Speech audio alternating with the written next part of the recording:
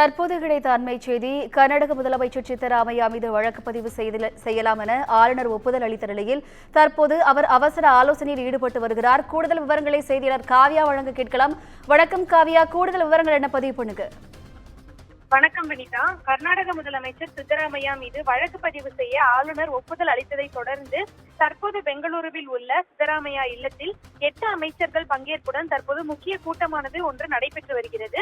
கர்நாடக மாநிலத்தில் முடா மோசடி வழக்கு என்பது பெரும் விஸ்வரூபம் எடுத்தது. அதாவது சித்தராமையா மனைவிக்கு மனை ஒதுக்கியதில் 4000 கோடி ரூபாய் முதல் 5000 கோடி ரூபாய் வரை ஊழல் நடைபெற்றதாக பாஜக மற்றும் மதச்சார்பற்ற ஜனதாதளம் குற்றம் சாட்டியது.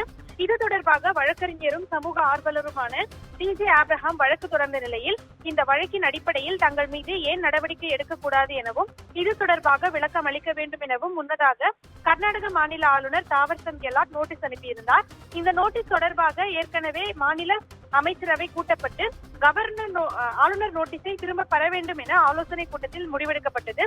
தொடர்ந்து பாஜக மற்றும் மதச்சார்பற்ற ஜனதாதளம் கட்சிகளின் கைப்பாவை போல ஆளுநர் செயல்பட்டு வருவதாக கர்நாடக மாநில முதலமைச்சர் சித்தராமையா கடுமையாக விமர்சித்திருந்தார்.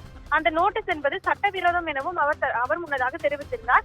இந்த பரபரப்பான சூழலில்தான் இந்த முடா வழக்கு தொடர்பாக சித்தராமையா மீது வழக்கு பதிவு செய்து நடவடிக்கை எடுப்பதற்காக ஆளுநர் தாவர்சந்த் கெலாட் தற்போது ஒப்புதல் அளித்திருந்தார்.